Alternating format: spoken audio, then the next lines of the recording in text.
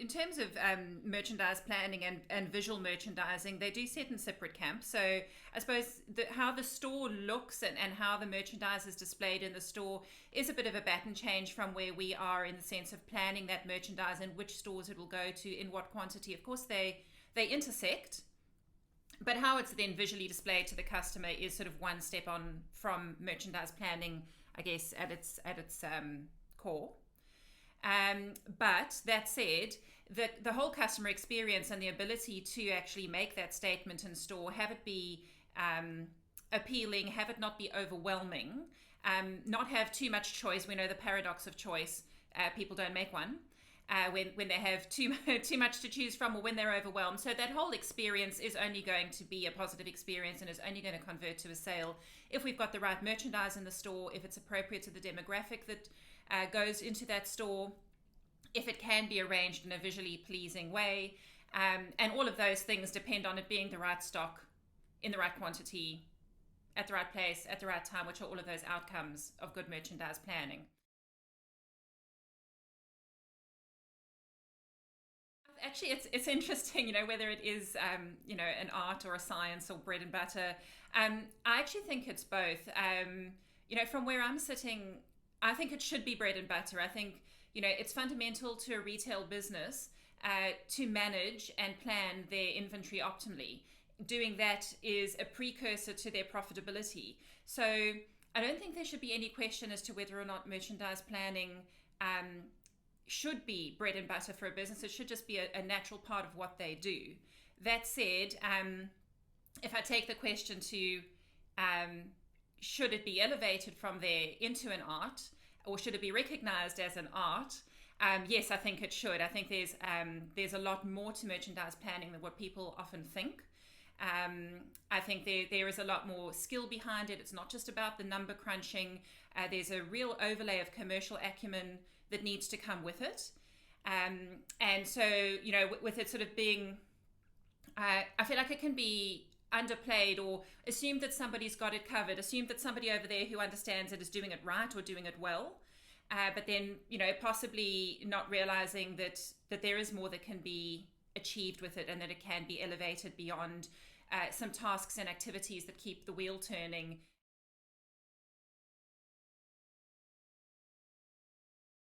Merchandise planning intersects with every other aspect of a retail business. It touches buying, production, supply chain, retail operations, finance. Everybody, all of those other functional areas are, I guess, customers of merchandise planning in a way. So if you think about merchandise planning as being, I guess, the custodians of stock, in the sense of how much to buy and all of those other decisions that flow from that. Working with the buyer or the category manager, merchandise planners will help put a framework around the buying decisions. So those might be things that will influence width and depth decisions in putting together their range. There'll be things around pricing and cost positions so that the margin is optimal. There'll be things that balance out that mix in the offer. So, an absolute partner for those buying decisions. In terms of dealing with production, and that's often through the buyer as well, or directly with production, forecasts for production planning, which translates through into that whole supplier relationship. So, the spin off from that can be better terms, better delivery on time and in full, better MOQs, minimum order quantities or supplier minimums, because if the suppliers are getting a better understanding of what that flow of stock is going to look like, what our demand is going to look like, what we need, then the buyer or the production team are in a better position to negotiate what suits the retailer the best, and give the supplier the best visibility on that so that they can have a reliable forecast and can plan their own production accordingly. And you just can form a better trust relationship, which is going to translate through to better service, and better costs and better terms going forward. So it's a win-win for everybody. And then, as the stock comes in, planning decisions will be taken into consideration by supply chain. They're going to be thinking about about freight and how much stock they're moving around and what their DC capacity needs to be, and even DC rostering. So if they've got good, reliable understanding of what stock is coming into the business, they can plan for all of that. And similarly throughout into stores, store rostering, having a good understanding of when heavier flows of stock are coming through, and they can plan accordingly for that. So those planning decisions, and of course finance, how can we forget finance? Cash flow planning, just knowing where the business is heading in terms of that inventory investment and the profitability that the business is going to achieve from it. Finance are very much a customer of planning's information as well. So I really do think it sits at that intersection of so many parts of the business.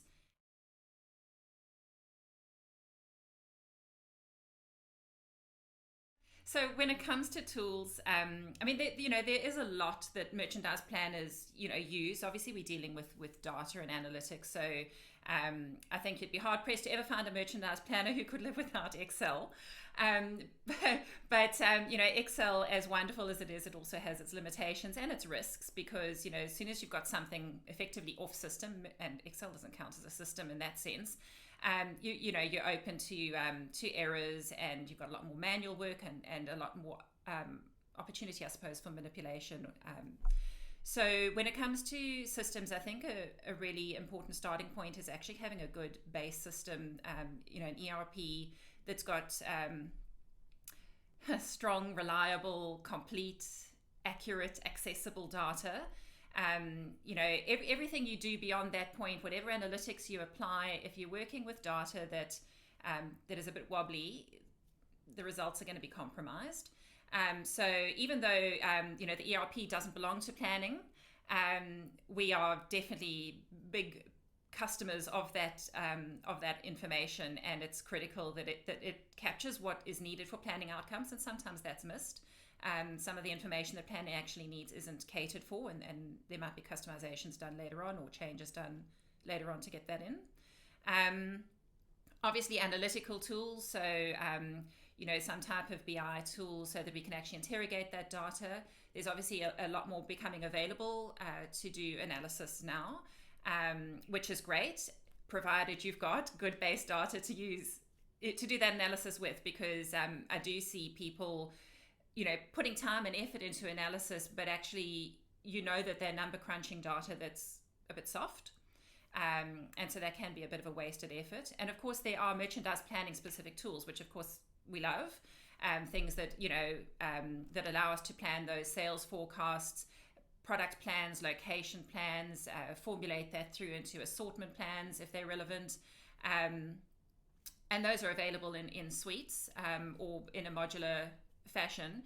And there's some great software out there that really facilitates that process and lets planners get more into the real thinking behind what they're doing, instead of collecting the information and trying to pull it all together into a way that they can actually look at it and think about it.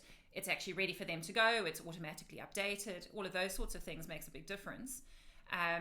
But again, whether it's an analytical tool or whether it's a planning software, it really needs to be overlaid onto something quite robust in the first place to get the best outcome. So I think merchandise planning has come a long way in Australia in the last 20 years. I moved here in 2001, and from South Africa, and at the time I used to say, oh goodness, I think planning's at least 10 years behind what I've just come from, planning in Australia. And then I think 10 years in, I looked back and I went, oh my goodness, I think we're still 10 years behind where South Africa was when I left. It just but I do think it's come a long way since then. And I think maybe actually, even though how on a graph things can start off looking very like nothing's happening, and then suddenly they hockey stick. And I think planning's probably in that stage of its maturity in Australia, or it's maturing in Australia, because I think in some respects the hardest part of the change has actually happened now over these past 20 years, in that it's moved from, we know we need planning, but we're not really sure what it is, and hoping maybe it's a silver bullet. And a number of the roles that I started off with there wasn't a lot of definition around what the business wanted or needed from me. They were kind of counting on me to know that. Um, and I think that that's really evolved a long way, where I think there is much more emphasis placed on planning. I think it's held in much higher regard in the business. I think it's on a more even footing with other functional areas. So I think that understanding of it being an important part of that overall retail team, I think that's all come a really long way. I think the part that still needs some finessing now is having people understand it more, understand what are all the parts of it. I think it is still a little bit of a black box, what goes on in planning. And that integration into the business, I think there's still a way to go with that. In terms of which retailers are doing it amazingly, look, I've not seen I've not seen every business, but I have seen a lot of them. I don't think I would actually call anyone out by name as to who's doing an amazing job. I think different businesses have got different parts of it firing really well. But I don't think I've seen it really singing still in the same way that I experienced back in South Africa, where it was so much in the fabric of the business that it was just part of that rhythm, that everybody really understood the contribution that planning needed to make at each stage of the cycle. I don't actually think I've seen it come to life like that here yet, but it could be happening in an environment obviously that I've not been exposed to. I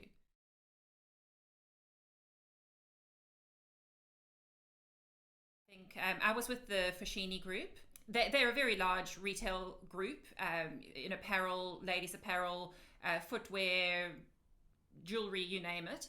And at the time that I was employed by them, they were definitely one of the retail giants in South Africa, and I think a lot of those businesses have done quite well in terms of international expansion and so on. Their systems at the time were so robust, so advanced, and planning was literally just one other function in the business, but the way the business operated, that whole operating rhythm was so established.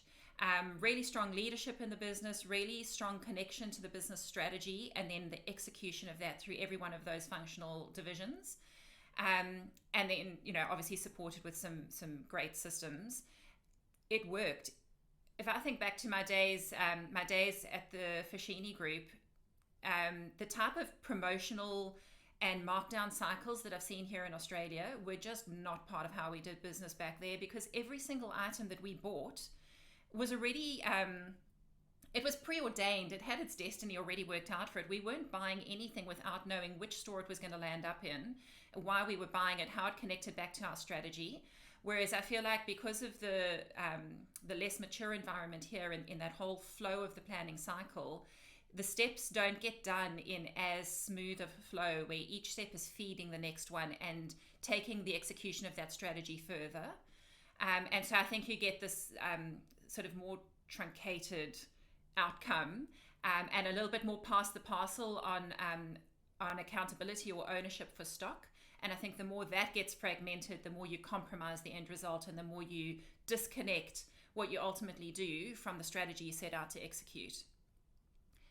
But I think that was part of what made it work really well back at Foschini, was that continuity and strong system.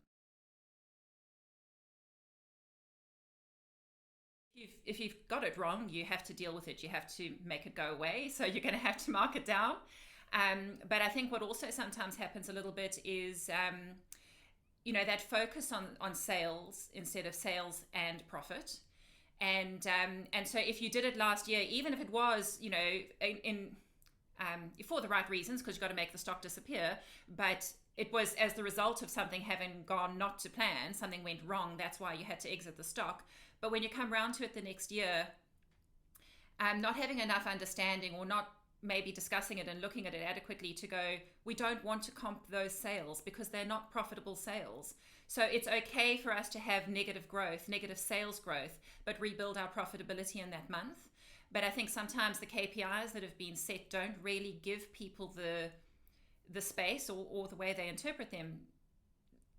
They land up repeating that promotional activity without really giving it enough importance around the profitability piece.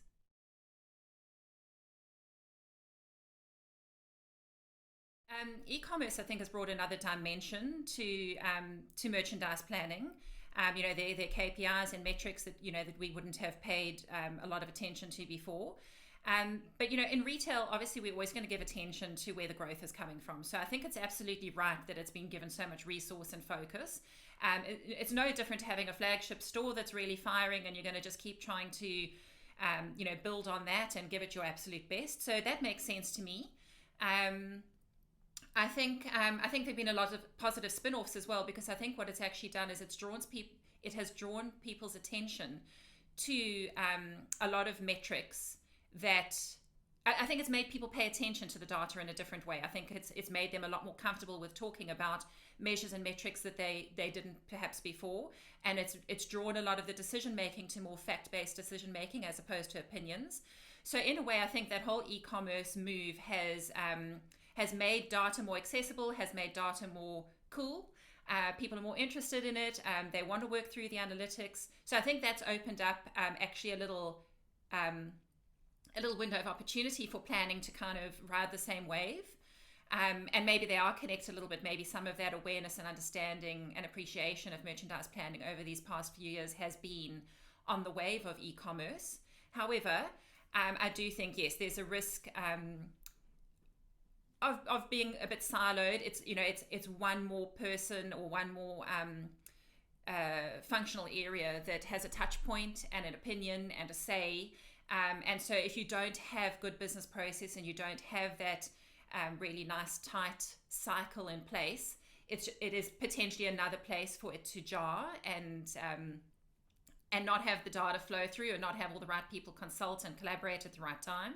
So there is obviously that little risk of a weak point there. Yeah, at the end of the day, good systems and good process form the backbone of the business operation. And I think, yeah, e-commerce maybe opened up some opportunity there. For the most part, I think there's a lot of opportunity for planning and e-com to be holding hands and driving out a great result.